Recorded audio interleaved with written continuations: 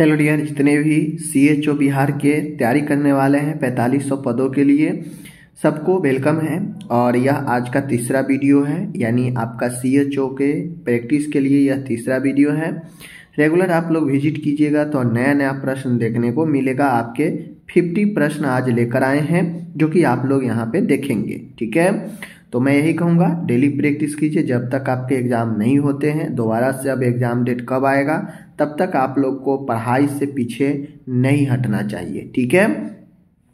तो चलिए आज की इस वीडियो में आप सभी को बेहतर तरीके से 50 क्वेश्चन दिखाऊंगा। और अगर 4500 में से एक पद अपना लेना चाहते हैं, ऑफिसर बनना चाहते हैं कम्युनिटी में, तो आपको मेहनत तो करना पड़ेगा जब तक आपके एग्ज़ाम नहीं होते हैं, ठीक है।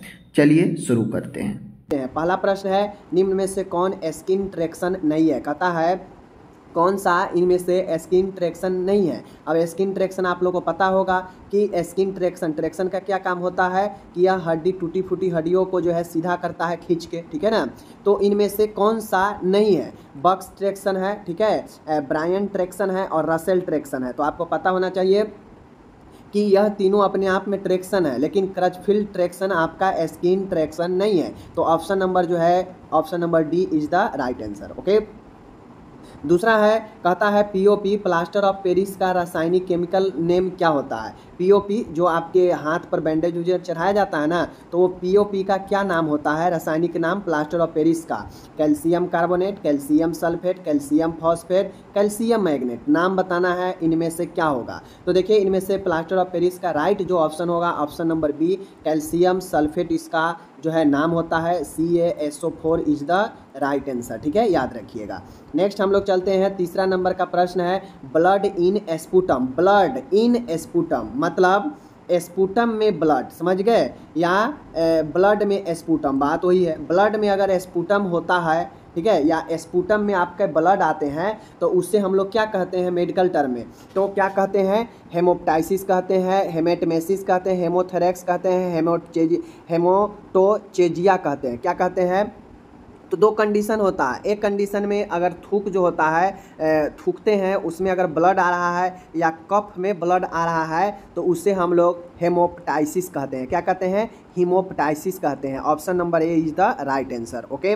अब नेक्स्ट है, इसी में एक ऑप्शन भी है कि ब्लड इन वोमिटस मतलब वोमिटिंग में ब्लड अगर आ रहा है, उल्टी कर रहे हैं लिक्विड वाला, और उसमें अगर ब्लड आ रहा है तो उसे क्या कहते हैं, हीमोप्टाइटिस तो जान चुके हैं, हेमेटमेसिस, हेमोथेरेक्स, और यहाँ पे एक और है हीमोटेजिया, ठीक है, हीमोटेचेजिया।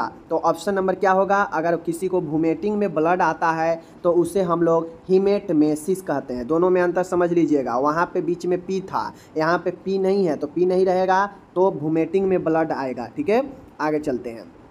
नेक्स्ट है, बहुत अच्छा प्रश्न है, मल में ब्लड होना क्या कहता है। अब देखिए कुछ अलग अलग ब्लड होते हैं, एक गंदे ब्लड होते हैं, एक आपके फ्रेश ब्लड होते हैं, ठीक है। तो अगर अकल्ट ब्लड आता है मल में अगर आपको एक ऑकल्ट ब्लड आता है तो उसे हम लोग क्या कहते हैं, मलीना कहते हैं, हेमोटमेसिस कहते हैं, हीमोथेरेक्स, हेमोटेचिया। तो आपको पता होना चाहिए कि मल में अगर ब्लड आता है अकल्ट वाला तो उसे मलीना कहते हैं।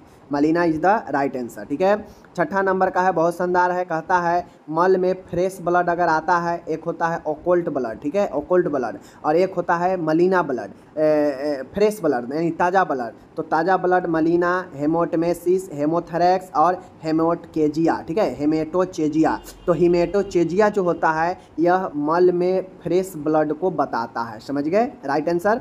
आगे 7 नंबर का है, सिस्टोलिक और डायसिस्टोलिक प्रेशर के बीच क्या अंतर होता है, बताना है। यहाँ पे देखिए ब्लड प्रेशर क्या होता है, एक होता है सिस्टोलिक, एक होता है डायसिस्टोलिक। हम लोग जैसे लिखते हैं 120/80 नॉर्मल, तो ऊपर वाला सिस्टोलिक, नीचे वाला डायसिस्टोलिक, ठीक है। तो इन दोनों के जो बीच का अंतर होता है इसको हम लोग क्या कहते हैं, यही बताना है।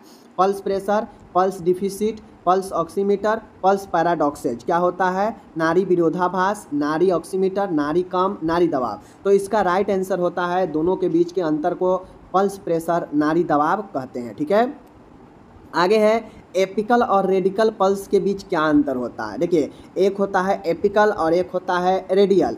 एपिकल और रेडियल पल्स के बीच का क्या अंतर होता है, तो नाड़ी दबाव, नाड़ी कम, ठीक है, पल्स डिफिसिट, नाड़ी ऑक्सीमीटर, नाड़ी विरोधाभास। तो एपिकल और रेडियल के बीच का जो अंतर होता है वह पल्स डिफिसिट होता है, यानी नाड़ी का कमना, ठीक है। अब नेक्स्ट प्रश्न है, एक अंश बराबर होता है कितने टी स्पून। देखिए एक पूछेगा आपसे, कंफ्यूज नहीं होगा, एक होता है टेबल स्पून, एक क्या होता है टेबल स्पून, और एक होता है आपका टी स्पून। तो जो टेबल स्पून होता है ना, यह टी स्पून के 3 गुना होता है, ठीक है। टेबल मतलब 12, टी मतलब टी स्पून मतलब छोटा। तो टी स्पून अगर 5 ml के होता है तो टेबल स्पून इसके 3 गुना होगा, मीन्स 15 ml के होगा टेबल स्पून, और टी स्पून होगा 5 ml का, ठीक है। तो ऑप्शन नंबर से आप लोग समझ गए होंगे, एक अंश बराबर होता है कितने टी स्पून का। एक प्रश्न अलग है, 2 चाय के चम्मच, 4 चाय के चम्मच, 5 चाय का चम्मच, 6 चाय का चम्मच। अब ये 6 चाय का चम्मच कैसे, तो आपको पता है टी स्पून 5 ml का होता है, ठीक है, और एक अंश बराबर कितने ml होता है, 30 ml होता है, ठीक है। तो ये चीज़ आपको पता है, तो 5 में 6 से गुना करेंगे तो 30 होगा, यानी 6 चाय के चम्मच होगा तो वह एक अंश के बराबर होगा, एक अंश बराबर 30 ml। बातें को समझ गए। चलिए नेक्स्ट है, यहाँ पे एक टेबल स्पून बराबर है, अभी मैंने बता दिया कि एक टेबल स्पून होगा तो कितना होगा, 5 ml, 7 ml, 10 ml, 15 ml। तो इसका राइट आंसर 15 ml, क्योंकि यह टी स्पून के 5 गुना होता है, समझ गए, टेबल स्पून। तो 15 ml हो जाएगा, अगर टी स्पून पूछेगा तो 5 ml। अब यहाँ पे देख लीजिए, आप सभी के बीच में जो है 10 के बाद 11 नंबर का प्रश्न है, बहुत शानदार है। एक अंश होता है, एक अंश कितना होता है, 15 ml, 25 ml, 30 ml, 40 ml। अभी ऊपर बताए हैं कि एक अंश बराबर होता है 30 ml, अभी ऊपर मैंने बता दिया, ठीक है। तो ये सब बहुत इंपॉर्टेंट है, पूछता है डायरेक्ट एग्जाम में। नेक्स्ट है आपका, भ्रूण के विकास के बाद रक्त प्रवाह ब्लड सप्ताह 10 सप्ताह में होता है। कहता है कि भ्रूण के विकास के बाद जो ब्लड का सप्लाई होता है कितने सप्ताह में होता है, 10 से 12 सप्ताह, 12 से 14 सप्ताह, 12 से 16 सप्ताह और 10 से 20 सप्ताह। तो भ्रूण के विकास के बाद जो रक्त का प्रवाह जो शुरू होता है वह 12 से 20 सप्ताह में होता है, ठीक है, 12 से 20 सप्ताह में, ठीक है। नेक्स्ट है, एस्ट्रोजन के फिजियोलॉजिकल कार्य क्या है। अब आपको पता है एस्ट्रोजन क्या है, तो एस्ट्रोजन का एक भौतिक कार्य क्या है, फिजियोलॉजिकल कार्य क्या है, ठीक है। गर्भधारण के बाद मायोमेट्रियल वृद्धि के लिए जिम्मेदार, इंडोमेट्रियम की हाइपरट्रॉफी को उत्तेजित करना, एफएसएच के स्राव को कम करना, उपरोक्त में से सभी। अब एस्ट्रोजन एक फीमेल हार्मोन है, ठीक है, फीमेल हार्मोन है। तो यह गर्भधारण के बाद जो मायोमेट्रियम होता है, मतलब यूट्रस के जो मिडिल लेयर होता है उसके वृद्धि के लिए यह जिम्मेदार होता है। यह इंडोमेट्रियम के हाइपरट्रॉफी मतलब यूट्रस के आंतरिक लेयर को बढ़ाने के लिए जिम्मेदार होता है, हाइपरट्रॉफी मतलब बढ़ना, ठीक है। एफएसएच के स्राव को यह कम करता है, फॉलिकल स्टिमुलेटिंग हार्मोन, ठीक है। यानी इनमें से सभी होगा ए ऑप्शन, ओके। चलिए अब आता है नेक्स्ट है 14 नंबर, माँ द्वारा 18 से 20 सप्ताह की गर्भावस्था प्रेगनेंसी में भ्रूण की हलचल को महसूस करना क्या कहलाता है। एक महिला है, ठीक है, उसका प्रेगनेंसी का 18 से 20 वीक हो चुका है, सप्ताह हो चुका है। इस दौरान अगर वह हलचल अपने गर्भ में हलचल अगर महसूस कर रही है तो वह क्या कहलाता है, लाइटनिंग, क्यूकनिंग, होगार्स चिन्ह, चैडविक चिन्ह। तो इसका राइट आंसर क्यूकनिंग होता है, भ्रूण के पहले हलचल को, ठीक है। नेक्स्ट है यहाँ पे, गर्भ अवस्था के दौरान एक स्वस्थ महिला का वजन कितना होता है। यहाँ पे प्रेगनेंसी का पूछ रहा है, ठीक है। तो प्रेगनेंसी के दौरान एक नॉर्मल महिला का वजन कितना जो है बढ़ता है, यहाँ पे पूछ रहा है कितना बढ़ता है, नॉर्मल से कितना बढ़ता है, ठीक है, स्वस्थ महिला में कितना बढ़ता है। तो स्पष्ट रूप से देखिए 6 से 8, 8 से 10 kg, उसके बाद जो है आपका 10 से 12 kg, 12 से 14 kg। तो एक नॉर्मल महिला जो कि प्रेगनेंसी के टाइम में है तो उसके अगर नॉर्मल वज़न की बात किया जाए तो नॉर्मल वज़न से लगभग 10 से 12 kg वज़न बढ़ जाता है।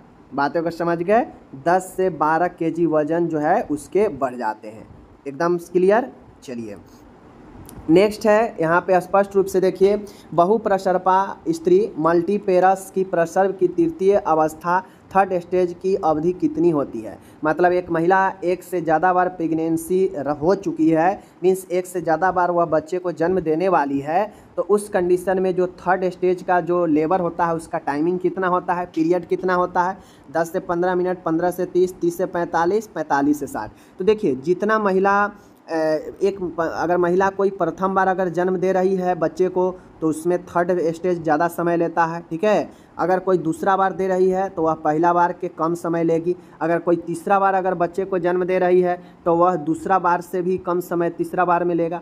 यानी जैसे जैसे जो महिला बच्चे को जितना बार जन्म देगी उसका थर्ड स्टेज उतना ही आसान हो जाता है, ठीक है। यानी 10 से 15 मिनट होता है मल्टीपरा लेडीज में, ओके।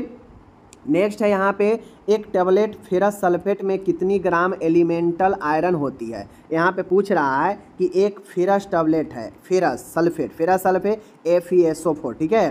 फेरस सल्फेट के बारे में पूछ रहा है कि एक फेरस सल्फेट के में कितनी ग्राम एलिमेंटल आयरन, मतलब जो एलिमेंटल आयरन होती है कितना ग्राम होती है, 40 mg, ठीक है। कितनी ग्राम एलिमेंटल आयरन होती है, मिलीग्राम, यहाँ पे मिलीग्राम है, mg, 40 mg, 50 mg, 60 mg, 70 mg। तो इसका राइट आंसर जो है आपका 60 mg होगा, ये याद रखिएगा, पूछता है, यही सब एग्जाम में पूछता है, ठीक है, कि एक फेरस सल्फेट में कितने आयरन होते हैं। एक फेरस सल्फेट में कितनी मात्रा में पोषक आयरन एब्जॉर्बेबल आयरन होता है, वो क्या था, एलिमेंटल आयरन। यहाँ पे है एब्जॉर्बेबल आयरन, ठीक है, अवशोषण, जो बॉडी को अवशोषक होगा। तो 18 नंबर है। तो एक फेरस सल्फेट में जो एब्जॉर्बेबल आयरन होता है 10 mg, 15 mg, 20 mg, 25 mg। तो इसका राइट आंसर क्या होगा, 15 mg, याद रखिएगा, एब्जॉर्बेबल आयरन, ओके। 19 नंबर का है, वो कौन सी संरचना है जो भ्रूण और माता के इंट्रायूटेरिन लाइफ के मध्य होता है। ये पूछ रहा है वह कौन सी स्ट्रक्चर है जो भ्रूण और माता दोनों के बीच में इंट्रायूटेरिन लाइफ के मध्य होता है। मतलब इंट्रायूटेरिन कहने का मतलब है कि गर्भाशय के अंदर बीचों बीच में होता है। तो गर्भाशय, एम्पुला, प्लेसेंटा, फैलोपियन ट्यूब। तो आपको पता होना चाहिए कि यह यूट्रस होता है, यूट्रस के दीवार से लगा हुआ प्लेसेंटा होता है, और प्लेसेंटा से नाभि नाल जो है आपके बच्चे से लगे होते हैं, ठीक है, पता होना चाहिए। तो यही जो है आपके यह यूट्रस और माँ के बीच में जो होता है यही प्लेसेंटा ही होता है, ठीक है, समझ गए चीज़ों को। चलिए नेक्स्ट है 20 नंबर, एक परिपक्व मैच्योर प्लेसेंटा में कितना रक्त होता है। कहता है जब एक प्लेसेंटा परिपक्व हो जाए तो उसमें कितना रक्त ब्लड होता है, 250 ml, 500 ml, 700 ml, 1000 ml। तो एक मैच्योर प्लेसेंटा में 500 ml रक्त होता है। यही कारण है कि जब महिला बच्चे को जन्म देती है तो प्लेसेंटा डिस्ट्रॉयड होता है, ठीक है। प्लेसेंटा जो है वह यूट्रस को छोड़कर बाहर निकलता है थर्ड स्टेज में, तो उस दौरान काफ़ी ब्लीडिंग होता है। तो ये 500 ब्लड जो है ये होता है वहाँ पे, ठीक है। नेक्स्ट है आपका डिम्ब ओवरी। डिम्ब मतलब क्या होता है, ओवरी द्वारा अंडाणु ओवम का निकलना क्या कहलाता है। एक डिम्ब क्या करता है, ओवरी क्या करता है, अंडा को निकालता है बाहर, ठीक है। तो डिम्ब द्वारा अंडाणु ओवम का निकलना परिपक्वता, डिम्ब क्षरण, प्रोलिफिकेशन और निडेशन। तो इसका राइट आंसर होगा डिम्ब क्षरण, ओवुलेशन, ठीक है। डिम्ब से निकलना ओवुलेशन, डिम्ब क्षरण, ठीक है। नेक्स्ट क्वेश्चन है फर्स्ट ट्राइमेस्टर ऑफ प्रेगनेंसी। आपको पता होना चाहिए प्रेगनेंसी को कितने ट्राइमेस्टर में बांटा गया है, ठीक है। फर्स्ट ट्राइमेस्टर मतलब प्रथम तिमाही, प्रथम गर्भावस्था के 3 महीने को जो है हम लोग फर्स्ट ट्राइमेस्टर कहते हैं। तो फर्स्ट ट्राइमेस्टर ऑफ प्रेगनेंसी का अर्ली सिम्टम मतलब सबसे पहला जो सिम्टम्स होता है वह निम्नलिखित में से कौन सा होता है। ब्रेस्टन हिक्स संकुचन, शिशु की हृदय धड़कना व फिटोस्कोप से सुनना, शिशु की हृदय की धड़कन USG से सुनना, मासिक धर्म चक्र का बंद होना। तो सबसे पहला अर्ली सबसे फर्स्ट जो सिम्टम्स यही होता है कि जैसे ही महिला का फर्स्ट ट्राइमेस्टर प्रथम जो तीसरा 3 महीना होता है उसमें पहला सिम्टम्स यही होता है कि महिला का मासिक धर्म बंद हो जाता है। जैसे ही महिला कोई प्रेग्नेंट होगी उसका मासिक धर्म बंद हो जाता है। तो प्रथम 3 महीने में सबसे पहला सिम्टम्स यही होता है, ठीक है। ये चीज़ें समझ गए। आगे चलिए नेक्स्ट है तीसरा नंबर, भ्रूण की क्राउन की लंबाई की डैश से मापा जाता है, ठीक है। भ्रूण की लंबाई मापा जाता है किससे, फोकस से हिल तक, वर्टेक्स से हील तक, वर्टेक्स से कोसेक्स तक, ठीक है, सिर से कॉसेक्स तक। तो जो भ्रूण के जो क्राउन की लंबाई है वह मापा जाता है वर्टेक्स से कॉसेक्स तक, ठीक है। Option number C is the right answer, ये याद रखिएगा, एग्जाम में पूछता है वर्टेक्स से कॉसेक्स तक। 24 नंबर का है, खूबसूरत प्रश्न है, बिना लाल रक्त कणिकाओं, बिना आरबीसी के लाल मूत्र दिखाई देना सिवाय किसमें होता है। देखिए, लाल रक्त आरबीसी जो होता है, यह आरबीसी आपका अगर ब्लड में आ रहा है, मूत्र का लाल दिखाई दे रहा है, तो lupus nephritis, pyelonephritis, haemolytic uraemic syndrome और रेब्डोमायोलाइसिस, ठीक है।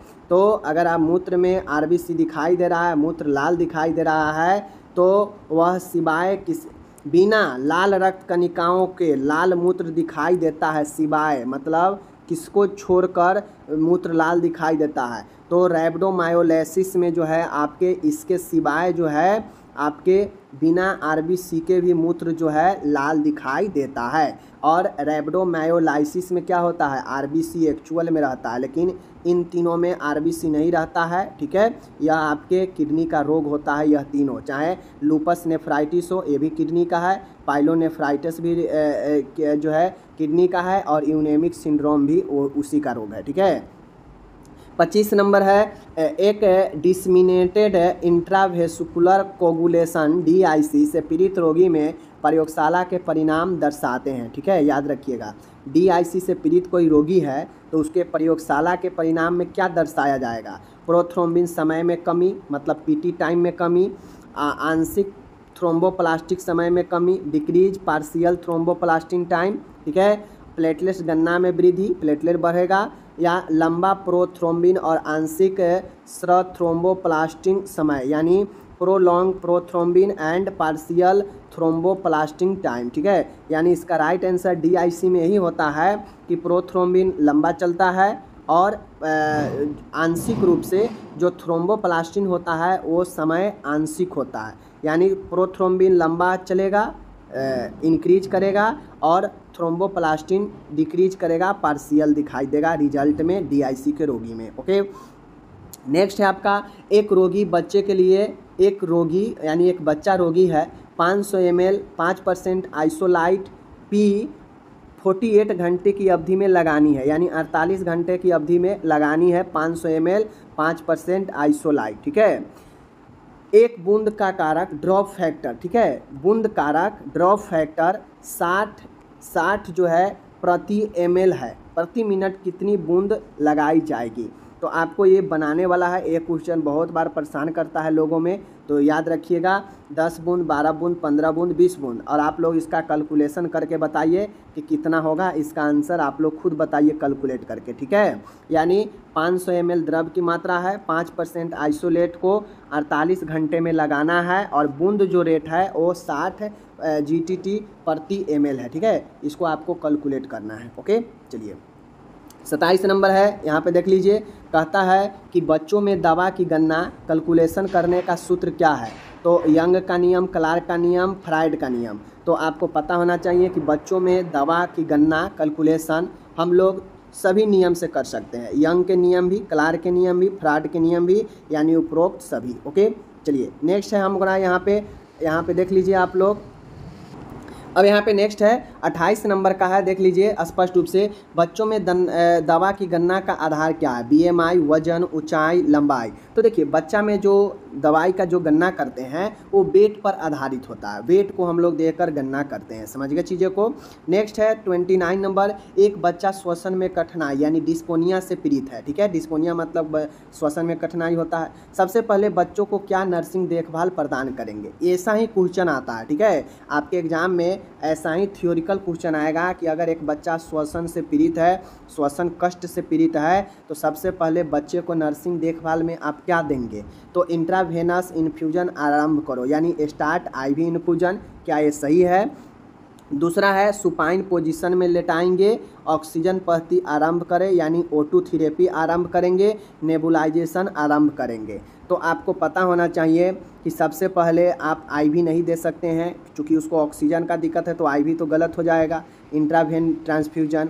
सुपाइन पोजीशन भी गलत है, सुपाइन पोजीशन में भी वो सही नहीं हो सकता है। ऑक्सीजन थेरेपी ठीक है, ऑक्सीजन बढ़िया है, ऑक्सीजन देकर आप बच्चे को ऑक्सीजन पुनः शुरू कर सकते हैं। नेबुलाइजेशन ये भी गलत है, नेबुलाइजेशन अलग अलग चीज़ों में होता है, समझ गए। तो option number C is the right, ठीक है।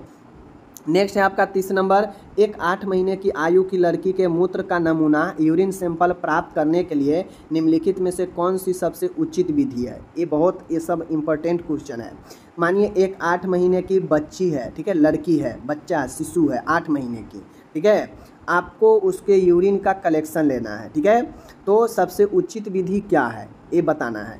सुप्राप्यूबिक एस्पायरेशन, इंडवेलिंग कैथेटर नमूना, क्लीन कैच वाइड, मूत्र बैग नमूना। तो सबसे बेहतर जो विधि है इसमें सुप्राप्यूबिक एस्पायरेशन गलत, इंडवेलिंग कैथेटर सैंपल गलत, क्लीन कैच वाइड सही, यूरिन बैग सैंपल गलत, ठीक है। तो ये सब चीज़ें याद रखना है।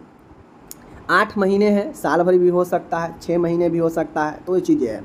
31 है नवजात में आँख यानी एक्जिला द्वारा ताप का, यहाँ पे कांख होगा, कांख है, हाँ सॉरी कांख ही है, आँख मैंने पढ़ दिया। नवजात में कांख यानी एक्जिला जिसको बगल कहते हैं द्वारा ताप का सही माप करने के लिए कितने मिनट तक थर्मामीटर लगाकर रखना है।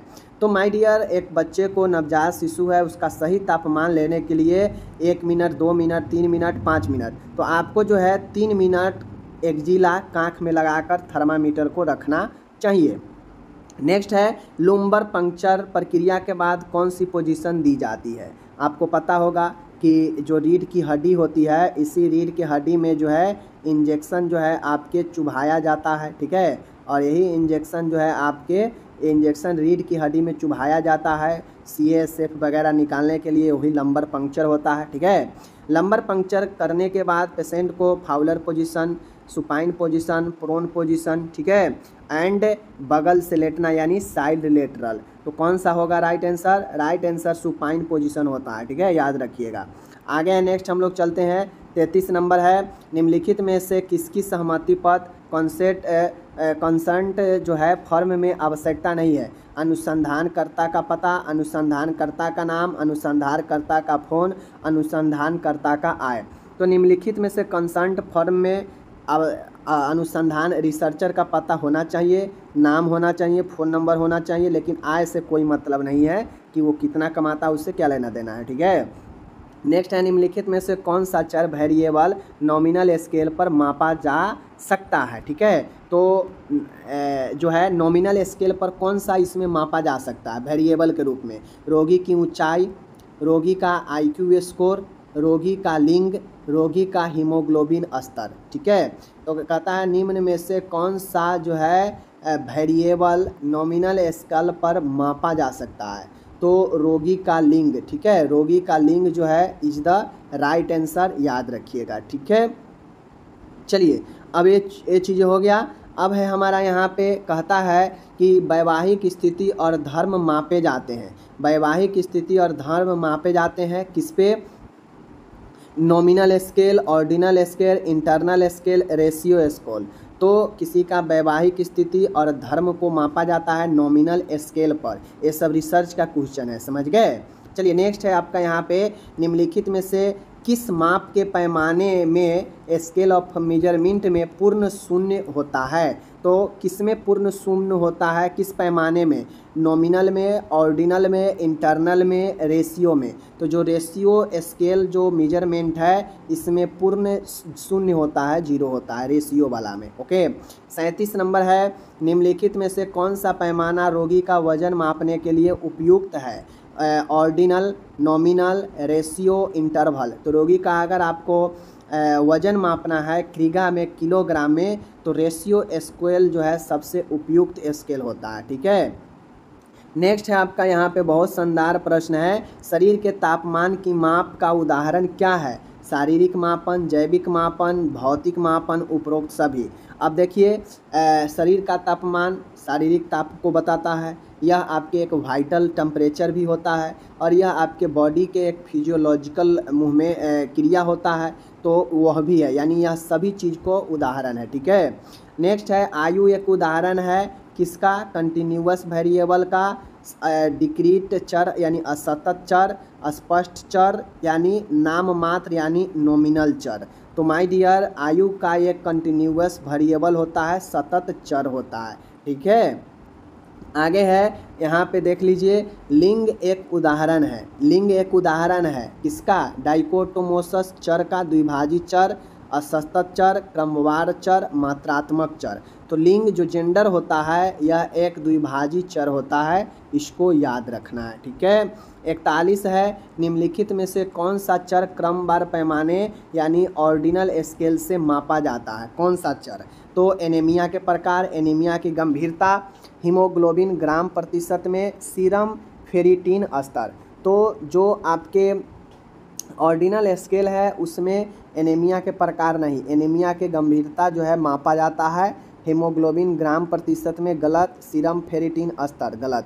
तो एनीमिया की कितनी गंभीरता है यह आपके ऑर्डिनल स्केल से पता चलता है। ठीक है, 42 है निम्नलिखित में से कौन सा द्विभाजी डाइकोटोमोस चर वेरिएबल का उदाहरण है, आयु, लिंग, शैक्षणिक स्तर, ठीक है, और व्यवसाय। तो लिंग जो है वह आपके द्विभाजी वेरिएबल का उदाहरण है, जो कि अभी भी ऊपर आप लोग जस्ट क्वेश्चन देखे हैं। ठीक है, नेक्स्ट है एक्स्ट्रा सेलुलर फ्लूइड में मुख्यतः महत्वपूर्ण बफर कौन सा है, कहता है एक्स्ट्रा सेलुलर फ्लूइड में मुख्यतः महत्वपूर्ण बफर यानी रुकावट कौन है। तो हीमोग्लोबिन, बाइकार्बोनेट, डीपीजी और क्लोराइड। तो एक्स्ट्रा सेलुलर फ्लूइड में मुख्यतः जो बफर है वह बाइकार्बोनेट होता है। समझ गए चीज़ों को, बिल्कुल। आगे चलिए, क्रिया अंतराल एनियन गैप का मतलब क्या है, एनियन गैप का मतलब क्या होता है। तो एनियन कोनों में जगह, अनागनतन आयन एनियोज प्लाज्मा में उपस्थित। ठीक है, उसके बाद होता है अनाग्नेतन यानी अनमिजर आयन, प्राथमिक एनियोजेंस में कमी, प्राइमरी डिफिसिट ऑफ आयोन्स। ठीक है, यहाँ पे होता है एनियोन्स। ठीक है, एनियोन्स और ये है अनमिजर एनियोन प्रेजेंट इन प्लाज्मा। ठीक है, तो क्रिया अंतराल ओनियन गैप का मतलब क्या है, ओनियन गैप का मतलब है कि अनमिजर ओनियन प्रेजेंट इन प्लाज्मा, मतलब बिना मापने वाला प्लाज्मा में उपस्थित अनमेजर अनियन। ठीक है, 45 है सुक्रोज में ग्लूकोज के साथ होता है, यानी सुक्रोज में ग्लूकोज के साथ क्या होता है, माल्टोज, फ्रैक्टोज, ग्लाइकोजन और ग्लैक्टोज। ठीक है, तो सुक्रोज में ग्लूकोज प्लस फ्रुक्टोज होता है, याद रखिएगा। ओके, ये सब आपके जो है न्यूट्रिशन का क्वेश्चन है। ग्लूकोज का अन्य नाम क्या है, डेक्स्ट्राइन, डेक्स्ट्रोज, सुक्रोज और सेक्रीन। तो ग्लूकोज का दूसरा नाम डेक्स्ट्रोज भी होता है, जो कि आप लोग देखिएगा सलाइन वगैरह चढ़ता है तो ग्लूकोज के जगह पर डेक्स्ट्रोज लिखा रहता है। ठीक है, इनमें से सिंपलेस्ट एमिनो एसिड कौन है, ट्राइप्टोफैन, वैलिन, ग्लाइसिन और अर्जिनाइन। तो इनमें से जो सबसे सिंपलेस्ट एमिनो एसिड है वह ग्लाइसिन है। ठीक है, glycine is the right answer. Next 48 number का प्रश्न है क्रिएटिनाइन किससे सिंथेसाइज होती है। अब आपको पता होना चाहिए क्रिएटिनाइन एक क्रिस्टलीय पदार्थ है, समझ गए, जो आपके किडनी के द्वारा यह वेस्ट पदार्थ को अलग किया जाता है। ठीक है, तो क्रिएटिनाइन जो सिंथेसिस होता है वह किसके द्वारा, ग्लाइसिन, एंजाइम और मिथोनाइन के द्वारा। ठीक है, तो इसका right answer option number A सही है, यह इसके द्वारा संश्लेषित होता है, ग्लाइसिन, एंजाइम और मेथोनाइन के कारण संश्लेषित होता है। फीटस भ्रूण द्वारा सिंथेसिस अर्लीस्ट इम्यूनोग्लोबिन है, यानी भ्रूण के द्वारा जो है कौन सा संश्लेषित जो है होता है immunoglobulin, IgD, IgM, IgA, IgE. तो आईजीएम जो है भ्रूण के द्वारा सिंथेसिस होता है इमोग्लोबिन में सबसे पहले। इमोग्लोबिन जो कि प्लेसेंटा को क्रॉस करता है और नवजात को प्रतिरोधक क्षमता प्रदान करता है, वह कौन सा इम्यूनोग्लोबिन है, वह कौन सा आईजी है, इम्यूनोग्लोबिन है जो प्लेसेंटा से क्रॉस करता है और नवजात को इम्यूनिटी देता है, आईजीजी, आईजीएम। ठीक है, उसके बाद है IgA IgG। तो राइट आंसर जो है आपका होगा IgG, जो बच्चे को इम्यूनिटी बूस्ट करता है। ठीक है। 51 है, कहता है कि प्यास लगना थर्स्ट किसके द्वारा स्टिमुलेट होता है? ADH, noradrenaline, epinephrine, dopamine. तो प्यास लगना ये हार्मोन होता है एंटी डाययूरेटिक हार्मोन ADH, इसके द्वारा जो है यह स्टिमुलेट होता है। ठीक है। 52 है, सिकल सेल एनीमिया में बीटा चैन ग्लूटामाइन को रिप्लेस कौन करता है? तो सिकल सेल एनीमिया में ग्लूटामाइन को जो रिप्लेस करता है वह अर्गेनाइन, एलेनाइन, ठीक है, वेलिन और मिथोनाइन। तो my dear, sickle cell anaemia में जो ग्लूटामाइन के जो रिप्लेस करता है वह आपका होता है मिथोनाइन, वेलिन। वेलिन रिप्लेस करता है किसको? ग्लूटामाइन को, सिकल सेल एनीमिया में। ठीक है। वेलाइन, ये सब एमिनो एसिड है, याद रखिएगा। वेलाइन, ग्लाइसिन, ये सब एमिनो एसिड है। और आज का वीडियो का लास्ट है, एथेरोस्क्लेरोसिस किसके कारण होता है? एथेरोस्क्लेरोसिस किसके कारण होता है? HDH ग्राही में कमी, ठीक है, एपियोप्रोटीन E की कमी, LDL सक्रियता में कमी, लाइपोप्रोटीन लाइपेज में कमी। तो माय डियर, आपके बॉडी में जो एथेरोस्क्लेरोसिस होता है वह एपियोप्रोटीन E की कमी के कारण होता है। ठीक है। तो ये चीज़ें आप लोग, आज का यह वीडियो का लास्ट प्रश्न था। तो ठीक है, तो चलिए मिलते हैं अगले वीडियो में। अपना ख्याल रखिएगा। धन्यवाद।